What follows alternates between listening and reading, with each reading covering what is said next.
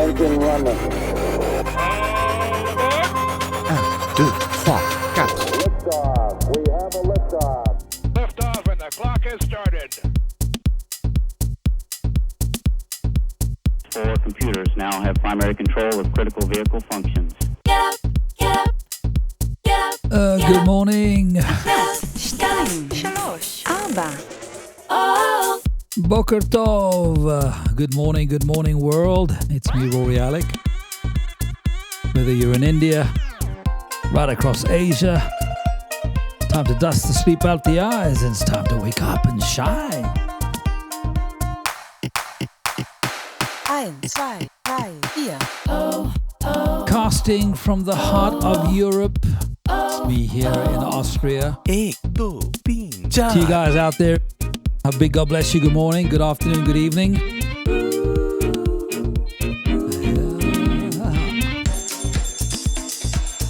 It's time to celebrate. 1, 2, 3, 4. That's right, Jesus is alive. He's on the throne. Nice to be in orbit. And he loves you this morning. The chickens are up, the rooster's crowing. It's time for Good Morning World. Good morning world. Me, RORY ALEC. Great to be with you this morning, guys. Welcome, welcome, welcome. It is the 1st of July. The year is evaporating, ladies and gentlemen. Good morning to you all around the world. We've got a very special program today, tomorrow as well. In fact, even as I was preparing a few minutes ago, I had a call from Nepal, from Bishwa, who will be joining me tomorrow. We're focusing on Nepal today. We're going to remember Nepal 6 years ago after the incredible earthquake, magnitude 7.4, that shook that country for 2-3 minutes, but my goodness me, the destruction.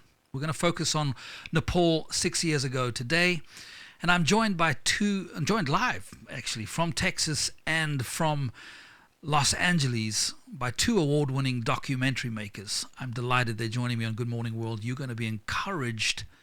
I think we're going to be challenged. We're going to get a first-hand experience on the ground days after this tragic earthquake. A challenge that I believe is important for Good Morning World, for us to share, for us to remember. So many times when things happen on planet Earth, we get it in our mainstream news, and then after a few days, the news cycle changes and everything moves on. But people are left devastated, having lost loved ones, dealing with injuries, and having all of that infrastructure, that damage that they have to clean up. So it's going to be a good program today on this 1st of July. Good morning, world. How are you? David from Seattle. Good morning, David. Lovely that you could join us. Actually, I appreciated your comment yesterday. We focused on the rotunda of Mostar, the church in Malta yesterday. David said, yeah, his uncle was in the church when the bomb came through and didn't explode. By the way, guys, if you missed yesterday's program, you should watch it. On Bless Me Wednesday, it was a good program yesterday. So it's good to have you join. Wherever you're watching, let me know. If we do get a chance, we will take some questions from you guys and girls from wherever you are. But first, we can't skip our tradition on this first day of July 2021. Good morning, world. Breakfast time. It's Thursday, 1st of July. Alan Stubbs, happy birthday to you, sir. Jim Stinton, happy birthday, Jim. Darren Canning, Marilyn Offield, happy birthday. It is your birthday today. It's Thursday, the 1st of July. JC Live, JC, if that's your name, JC, happy birthday. Zishan Nazir, happy birthday. Olamaida, Ollie Dawson. I'm sure everybody just calls you Ollie. Ollie, happy birthday. I hope I'm not being too presumptuous. And finishing up with Tracy Ann Lewis. Have a wonderful day, ladies and gentlemen. I celebrate your day when you came to Earth, as indeed I'm sure all of your family and friends. Good morning, morning, morning. So, welcome. It's lovely to have you with me. Lots coming up. Today I'm joined by 2 talented young men, Christian Stephen and Dylan Roberts. And before I introduce them and share some of their background so you get the magnitude of these amazing two guys, I want to set the stage for this Good Morning World special as we focus on Nepal today. So I'll let the pictures do the talking. This is a documentary that both of them were filming on the ground literally days after the earthquake struck. And it is profound stuff. Viewer discretion, please be aware some of the scenes are tough, but I encourage you and let's stick with this. Let's go through this today because it's important.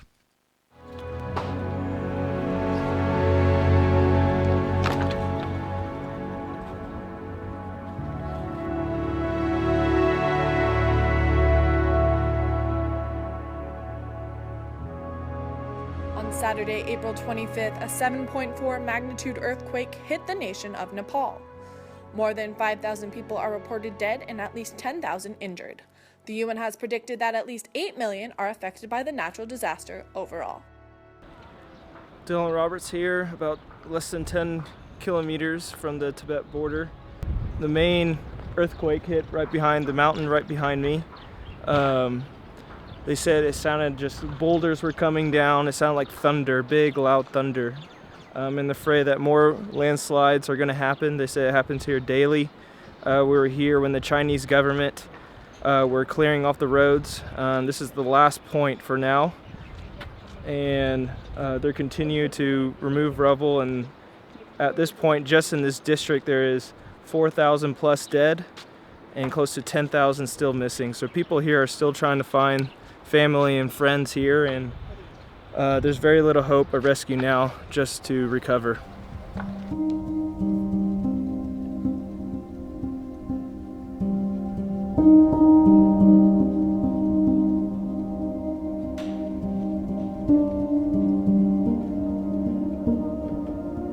First couple of days we were there, which was around this time, and filmed some of the old parts of the city in Kathmandu.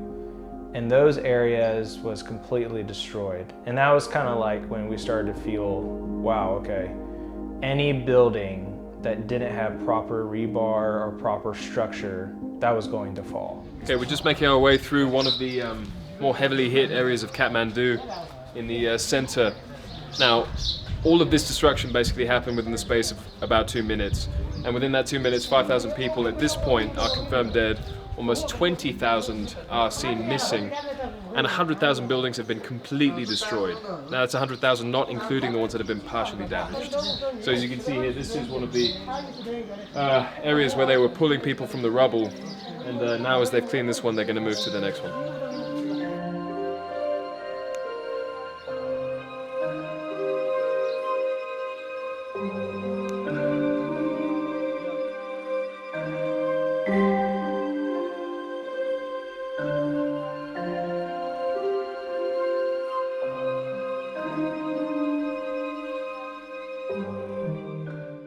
Good morning, world. These two talented young men, Christian Stephen and Dylan Roberts. Dylan joined forces with Christian to establish Freelance Society in 2013. Storytelling and content creation, video production, virtual reality, and 360 studio, authentic reporting, hosting publications, and photographs. In 2013, at the tender age, I might say, Christian co-directed, shot, produced, and edited The Vicar of Baghdad, a Vice Award-winning feature-length documentary. In July of 2015, he traveled to Aleppo, Syria, to capture the world's first ever virtual reality footage within a war zone. Christian has covered conflicts in Iraq, Syria, Afghanistan, Gaza, Central African Republic, Nigeria, Nepal, Turkey, Indonesia, Sri Lanka, and many, many others. His work has been featured in 200 plus international news outlets, including the Associated Press, BBC, Wired, the New York Times, The Guardian, The Washington Post, and a few other posts added in. As a speaker, he has been featured at the United Nations Foundation, the Copenhagen International Documentary Film Festival, and the Kaleidoscope International Film Festival. Dylan Roberts is the CEO and manages multiple international projects, production teams simultaneously creating content for Vice Media, The Economist, Vocative, The Nation, Riot News, and much more. We're dealing with two extremely competent young men. But today we're going to behold a fraction of the challenge, trauma, and courageous efforts of men and women in this precious country of Nepal, as we remember Nepal through the lens and storytelling of Dylan and Christian on this Good Morning World special. 6 years after this terrible, destructive, and tragic earthquake that devastated Nepal in April 2015, Dylan, Christian, welcome to Good Morning World. It's lovely to have you both with me on the program today. Good morning. Yeah, thank you for having us. Yep. It's my joy. I want to get right into the questions if I can.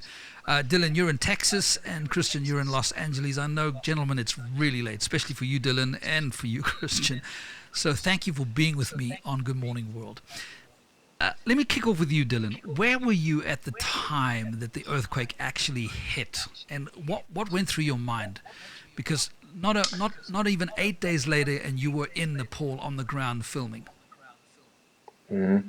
Yeah, me and Christian were together in northern Iraq when ISIS was taking over different parts of the country, and so we were covering multiple areas, front lines, specifically Sinjar Mountain, where that was kind of the famous footage of Yazidis escaping from Sinjar and fleeing up the mountain. So we were covering different front lines, specifically Sinjar, and we were in Iraq when the earthquake hit, and we immediately knew this was going to be big news. But I didn't think we knew that we were going to head over so quickly, and we took a short break in London. And then like the next day we got on a plane and went to Nepal. And I remember our clothes, we went through like a whole month already in Iraq. And so like we were at the bare minimum, we were running out of stuff, and we were like, you were like young men needing some washing done, huh? Exactly. And Christian, we were just pushing limits. Yeah. And Christian, from your perspective. Yeah, no, it was the same. I mean, Dylan and I were doing separate projects. So I had done Afghanistan and then Central African Republic, and then he and I met up in Iraq. So it was really a marathon on top of a marathon. And so at the end of it, we were going to go back to London and then go back to the States. But as soon as we saw it, we knew. But we had no idea, I think, how important Nepal would be to us. As a story, but also personally. I think we've covered a lot of places with a lot of disasters and a lot of violence and war and human cost, but I think Nepal holds a very special place for both of us that's elusive in many ways. It's quite hard to articulate. So it's nice to be able to speak about it, even this many No, I years appreciate later. it. And it's not an easy subject at all, because in 2 minutes, I mean, this place was shaken. And as we saw there, it was 4,000 or 5,000 dead, many thousand that were injured, destruction everywhere. By the time you guys arrived in Kathmandu, and of course the death toll went up from there. But I want to kick off with the next, or go to a next video, because this for me was, let me just say this to the audience. I'm in no way interested in sensationalizing anything that you are watching on Good Morning World. It's a tough subject, and we are joining precious people who are going through something beyond their control and having to deal with unimaginable odds. So this is not about sensationalism, but it is about getting nitty-gritty and showing courageous living by people, not just Christian and Dylan, but many others that you'll meet in the program this morning. And of course, all of those many men and women who we don't get to meet on this side of life, so to speak, that all have done extraordinary works there. But let's move on to this. You're arriving in Kathmandu, no doubt jet-lagged. You hit the ground running, and then you guys are faced with what we now see.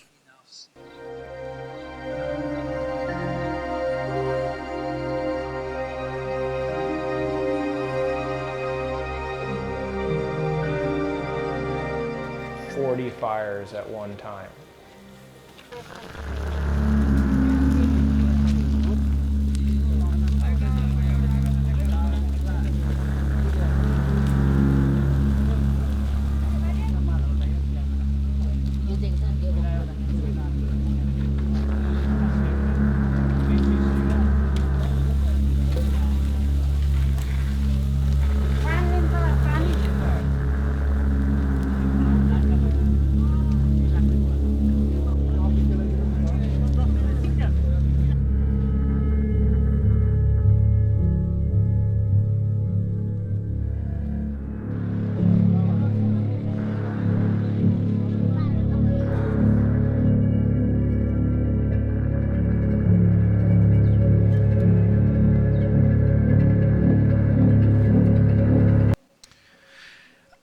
Christian, what is it like walking through the capital city of Nepal, and it's going to be a superfluous question, but I'm going to ask it anyway. Okay, what is the mood on the ground? What are the Nepalese people? How are they dealing with this? I mean, I'd like to get your feeling as you experienced it, what you saw.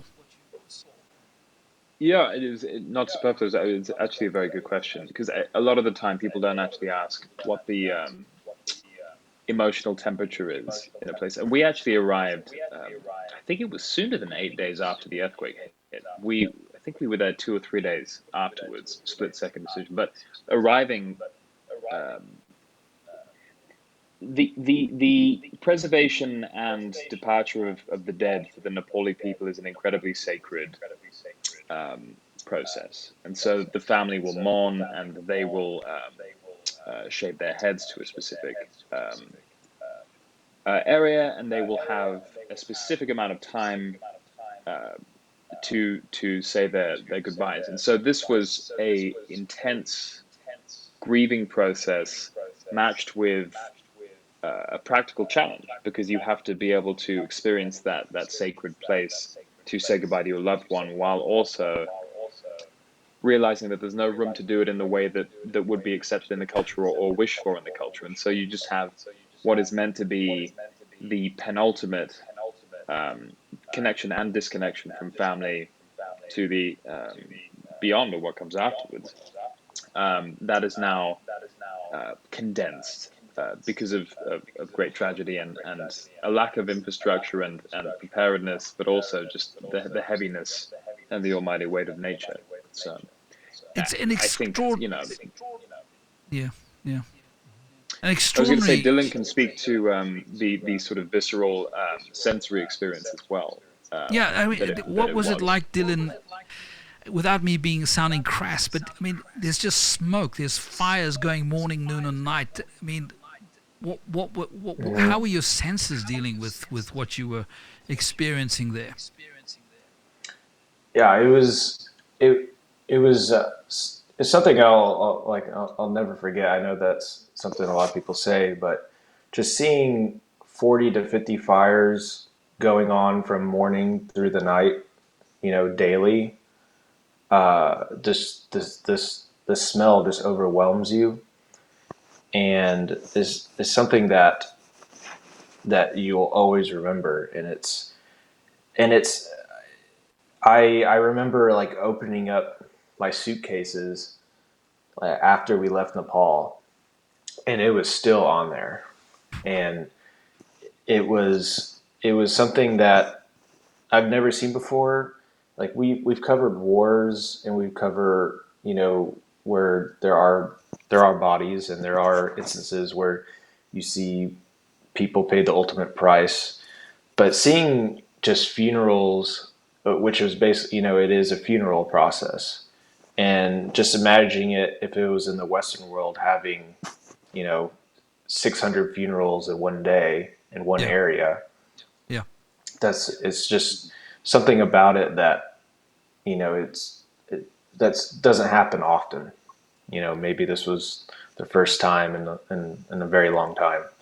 So it must have been very difficult.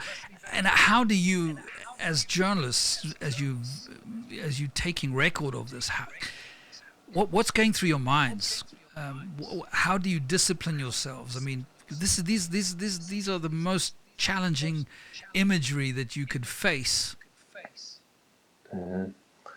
I'll go quickly. It's still something that you never forget, but it's something I'm glad I was able to take part of it to share these stories with people. I still think, and what was interesting about Nepal, I felt like the world was paying attention to Nepal for multiple weeks on end. Whereas if that earthquake would have happened, I don't think it would have had even a week long coverage of it. So I felt like I was, because we did multiple projects with that footage, and with the documentary that we edited, this was something, it was like a passion project that we wanted to do. And so even looking through that old footage, I was just wow, you forget how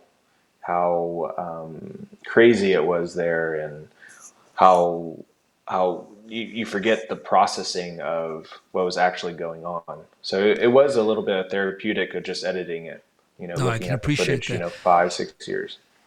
I can appreciate that. And let me just say this, ladies and gentlemen, if you're joining me, we're doing a Good Morning World special. It is the 1st of July. I am live. It's coming up 25 past on the hour. I've got Christian in Los Angeles, and I've got Dylan Roberts in Texas. The two gentlemen run freelancesociety.co. Check their website out. And we're dealing on Nepal 6 years ago when the April 2015 earthquake, 7.4, 7.8, I'm not sure which one's the correct one because there's a number of numbers floating out there. 9,000 were killed, 22,000 wounded, and the country was literally devastated. I mean, Christian, it's amazing what 2 minutes can do in the life of a nation. Yeah, I mean that's a great point, because it also points to a pattern in a lot of our work, disaster coverage and war zones, which is it's generally 99% boredom, crushing boredom, and then 1% terror.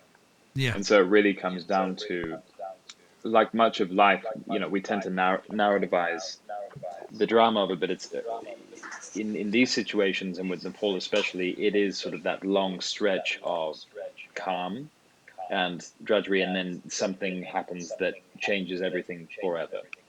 And so, whether that be an act of violence or a natural occurrence, it's all about how you react to that. But the other thing as well, to go back to what you were saying about processing this, Dylan deserves a lot of the lion's share of the credit for this piece, but also especially for Remember Nepal, because I hadn't actually thought about how I felt about the experience until he had done the work to go through the footage and put it together. And only when watching it again, years later, did I actually realize I had complicated feelings about what we had seen there and what we'd done there, that I had just sort of left in that place and decided, well, I was just going to move to the next thing. But the thing is, just because you decide you're going to move on from something doesn't mean it's done with you. Yeah, correct. So it's been an interesting process to revisit it. Yeah. And now at this point in the story, Christian, because we're now going to head up into a village about 10, 15 kilometers outside the Tibetan border, Dylan and Bishwa. We meet Bishwa and Craig Miller now on this special that we're focusing on Nepal on Good Morning World. But you went off to do the other project you guys were covering as well, which was a 360 project. Just briefly give us an outline of what you went off to do at this point. Yeah, so I mean, in hindsight, it all looks really well planned. But what really happened was Dylan and I wanted to sort of divide and conquer and make sure that we gave the fullest view of what was happening. But when you're in the middle of it, you can't see anything outside of that moment. And so Dylan went to one area, and I decided to go to another. There was a team of SAS, British military operatives, that were doing mountain warfare training at the base of Mount Everest.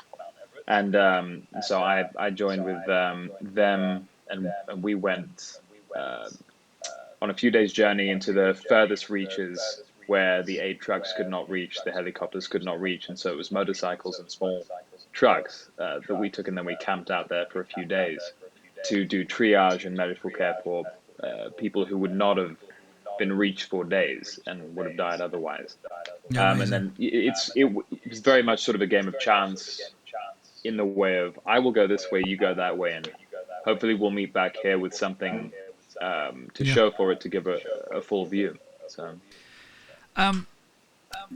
at this point, I'm talking with Dylan Roberts, the chief exec of Freelance Society, and his creative director, co-partner, co-founder, Christian Stephen in Los Angeles. We're doing a Nepal special. If you've just tuned in, it's lovely to have you join us. We're tackling a challenging subject. We're remembering Nepal after that huge earthquake, 7.8 on the Richter scale, around 6 years ago. And I want us to move on to the next video segment. This is where we meet Bishwa and Craig Miller.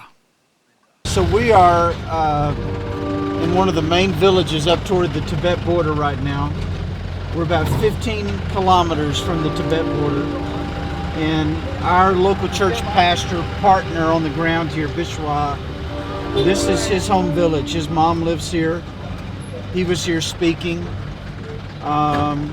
in this area when the earthquake happened.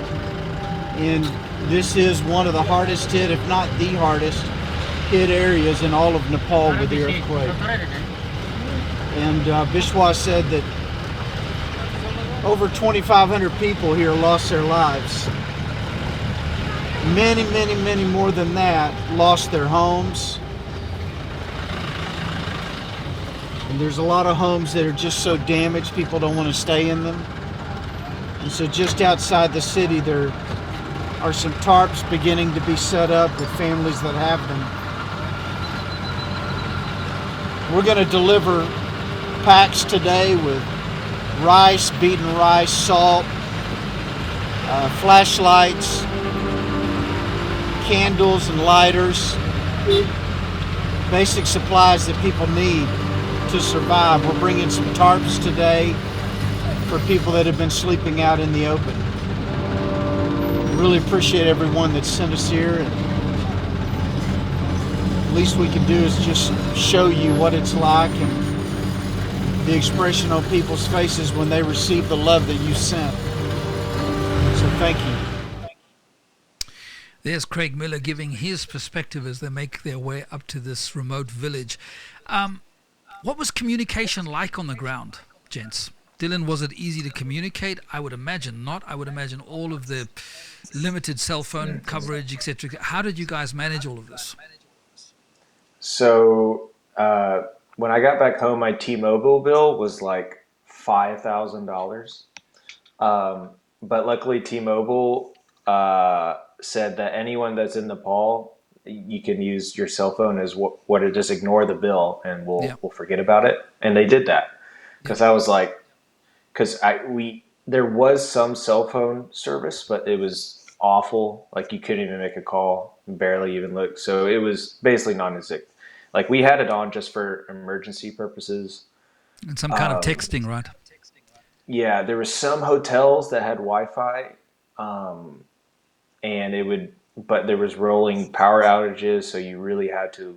So basically, Christian and I, once we got up in the morning, we plan out who we're basically going to go with, who had, like with Craig, who had really good access with local partners like Bishwa and different local nonprofits. And so basically we just woke up in the morning and latch on to them and basically just shadow them as much as we can. And as you were driving up, I want to play this VT, and you were driving up to this remote village. It was a challenging drive from what I can see here. I think I heard you bursting into prayer along the way. Oh, yeah. And the Bishwa was praying on the drive because that road was like 40 people in that bus. I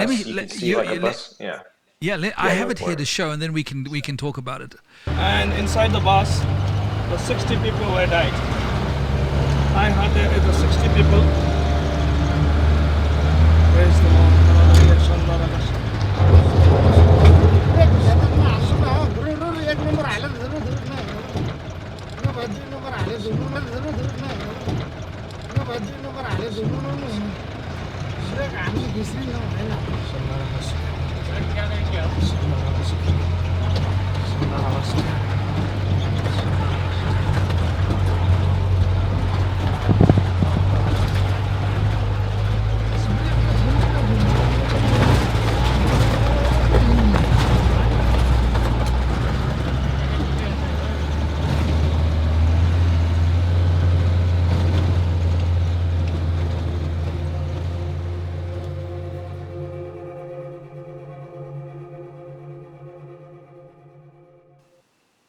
I can only imagine the tension, Dylan, in the van there. But as you guys are driving up to the village, this was Bishwa's hometown, right? This was where you were on your way to.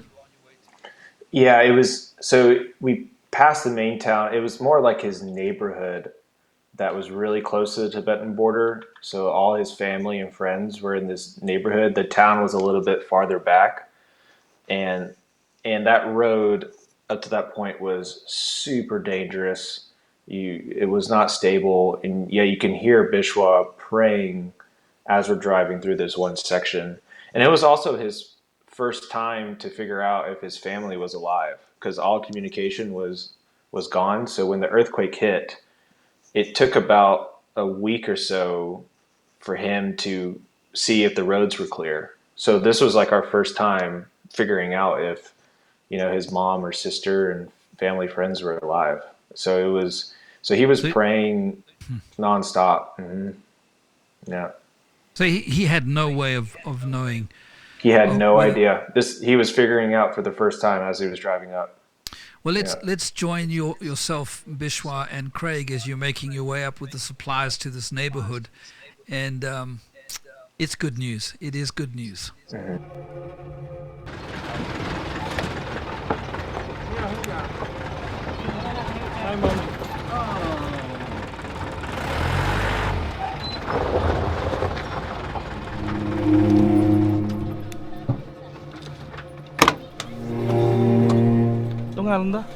My mom.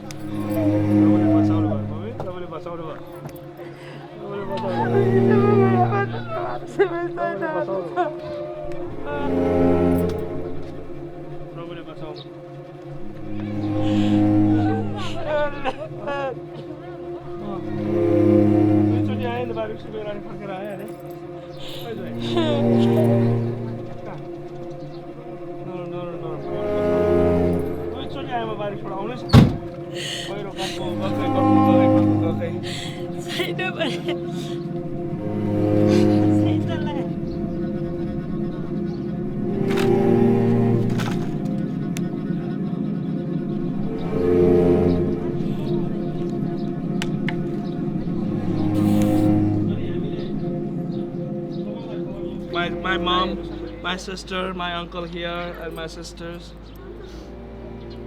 And after 8 days later, I have seen my mom and my sisters, and it is great privilege for me, and I'm so thankful to Jesus. I'm so thankful to God.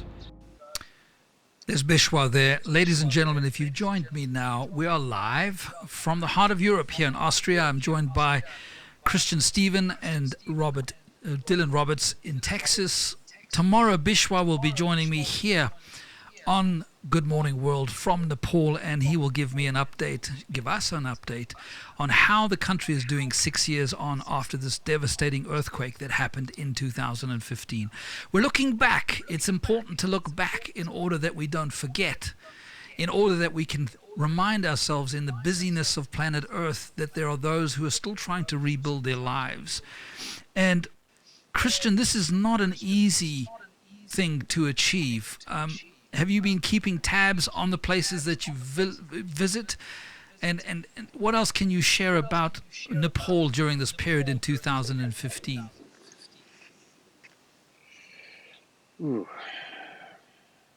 Yeah, I think that's the interesting thing. We visited other countries that we've shot in repeatedly, like Iraq. We've done over 30 visits there, and then a few other places. But with Nepal is the place where we felt personally invested to sort of return a year later to do a film on how recovery was progressing, how the primary focus of the film was how education for children was returning or attempting to return after such destruction. But I think there's something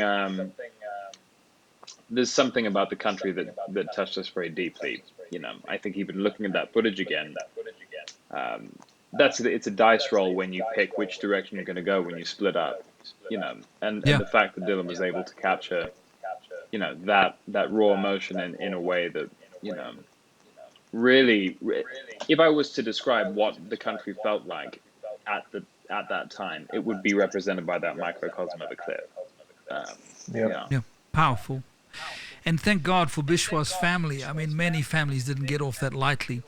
Dylan, as you were traveling with Craig Miller, it takes all kinds of people. And I think sometimes we forget, not many of us can travel to a place like this. But you've got people on the ground like Craig who are doing the grunge work. And of course, very importantly, we mustn't forget there are people who send finances, send support so that people like Craig Miller can do the work on the ground. And there's so many different organizations that do amazing work helping in situations like this. And then there's yourselves who document it and make sure that you try and capture it. I think that's one thing I admire about you guys, is that your purpose, your passion is to be authentic. As close to truthful as humanly possible is, I think. And it's not easy making those creative video decisions when you're actually cutting and editing, not to sensationalize, Dylan. Yeah, it's something that I always tried to, ever since I started this, was make sure to capture remembering what was actually happening, which is because I always try to bring that in the edit, is what was the feel, what it was like, the overall feeling. Because in today's world, you can easily make anything look more dramatic or not as dramatic. So it is a tricky thing, and there's not really, it's just kind of like a judgment call in the end. But you can't stress on it too much either. You just, for me, I always think too much, and you just have to go. And maybe the raw, I was trying to go for more of a raw and leave shots longer to make it feel like, oh, this should be a cut here, but he's leaving it longer, what it should be. And that's kind of what I was going for, is let's bring out the raw sensation of it, because in a lot of ways that's how it is. Yeah, and I appreciate that, Dylan, and I want to encourage everybody who's watching, go to their website, to freelancesociety.co, www.freelancesociety.co. You'll see it under both of their names, and you can see all of the amazing work that these young men have done. Guys, as time moves on, there are a few more things I want to cover, and I do appreciate your time. It's like, what's the time there in Los Angeles, Christian? Oh, I have it easy. It's 20 minutes to midnight. Dylan's doing the tough work. Dylan, what time are you dealing with there? It's 1:40, but I'm all good. I don't have really anything going on early in the morning. I look at you, most of my both heroes. Yeah, both heroes. Yeah. There's nothing like talking about traumatic experiences at 2 a.m. Yeah. Well, look, I think it's important. I really do think it's important. I think it's important that we actually touch on these things and that we don't forget. Myself, I've also been able to travel around the world into many difficult circumstances and situations. And having been in media myself for 25 years, it's very easy to, we move on to the next story, because that's what we do. We are called to capture light and sound and a moment in time. But I just feel, as someone who's been in broadcasting for a long time, it is right that we as broadcasters come back and revisit situations. So I'm talking with Dylan, I'm talking with Christian. We are live. I'm in Austria, they're in America.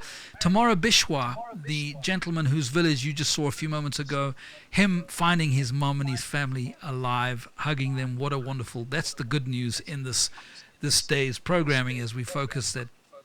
Thank God some folks were able to come through on this. Bishwa will be with me live on Good Morning World tomorrow on Friday. Moving on, let's just get Craig Miller's thought process as he comments on Bishwas reuniting with his family. We've just arrived in Bishwa's home village, and getting to be friends with him, and then making the drive out here, not knowing what to expect, makes it even more personal. It really is one of the hardest hit areas we've seen. It's just terrible destruction. His house is standing, but it's finished. But those are buildings, and to see the emotion when we pulled up, and Bishwa turned to me and said, "Hey, there's my mom," and jumped out of the truck, and she began to weep. And that's the real cost of these events, is human life.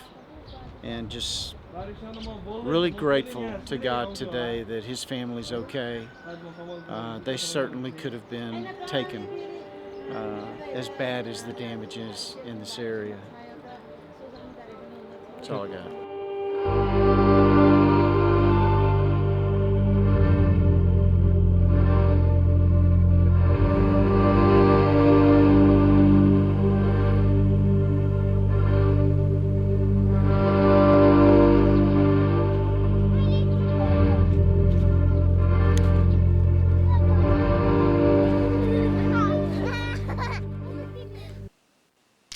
Amazing, Dylan, there as you guys are filming in that remote village. Craig Miller of Thirst No More. And it's heroes like Craig Miller, Dylan, that challenge all of us. Indeed, you and Christian also challenged me as well, in a good way, to courageous living, good works. We're live here on this Nepal special as we look back 6 years. Tomorrow we will look forward at Nepal in terms of 2021. Doing courageous works. Tell me a little bit about Craig Miller, because you guys obviously spend quality time together in difficult circumstances. Yeah, Craig was an amazing guy, and he was a Texan like me. So I've always thought Texas people. There wasn't a place you couldn't go, and there was Texas people everywhere. Yeah, and And Craig, he was doing everything. He was setting up projects in South Sudan. He's been to Iraq. He's been to Afghanistan. He's done it all before we even met him. And it was always just him when he went to places. Yeah. And then he would surround himself with trusty local people. And he was just able to get into places where it was very difficult to, or he was just really smart. And, he did the Haiti earthquake. Mm-hmm. And before Nepal, he was a seasoned just veteran of how these places operate and what happens. And so he was just an amazing worker, but also just had a lot of knowledge and experience, and helped me tremendously. And he was just the way he was able to connect and communicate with local people and listen to them. I learned listening from him pretty well. He would just be in rooms with local people, not even say a word. He would just intentionally listen to them. That was something Craig did really, really well. Extraordinary man. He was just a nice guy, those are good times with him. Without those kind of, call them human angels on the ground, doing tough things in tough circumstances, and doing it with such servitude, it really does inspire to courageous living. Dylan, Christian, in closing, because we're coming up to the top of the hour, it's been lovely hanging out with you, gentlemen. Thank you so much for what you do. Christian, any last words, any last thoughts before I close up this segment? No, I think fittingly, I will quote Craig in the clip you played and say, "That's all I got." I like it, Dylan. No, thank you. Yeah, I appreciate it, and yeah, we look forward to continue to keep telling this kind of stories, and we hope to do more. And we appreciate you sharing it. It's my privilege. It is my privilege.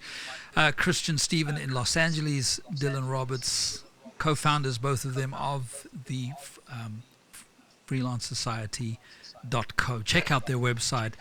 It's been wonderful hanging out with you guys. Thank you very much. And I want to close with just another piece of this video, which has profoundly touched me, and I encourage everybody to get to their website and to watch it.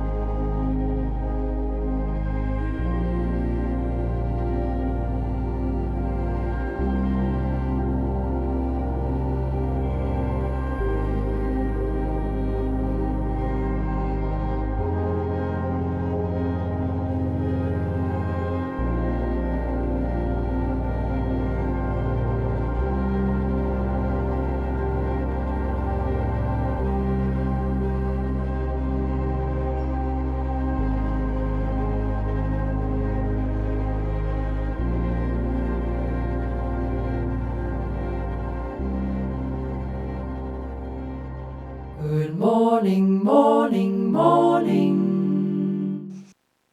The 1st of July, 2021. We are doing a Nepal special today and tomorrow. If you've just joined in, I'm about to shut down this program because I know you've got to get off to work if you're going to work. Otherwise, if you've just finished work, I pray that you rest well as you go to sleep tonight. Morning, noon or night. It's me, RORY ALEC. Tomorrow I'll be live with Nepal. We'll go to Kathmandu. I'll be talking to Bishwa. If you didn't see him on today's program, watch today's program as we focused on this 1st of July on the massive earthquake. It took 2 minutes and totally devastated the nation of Nepal. It's been a privilege to hang out with you guys, and I will be back tomorrow morning, same time. Listen, remember, encourage somebody else like you would like to be encouraged. Lots of love from me, RORY ALEC. Ciao for now. Love to hear from you guys. If you haven't subscribed, please subscribe. Hit that little bell notification at the bottom. Every time we post something, you'll be getting it. To all my patrons, thank you so much for your support, guys. Without you,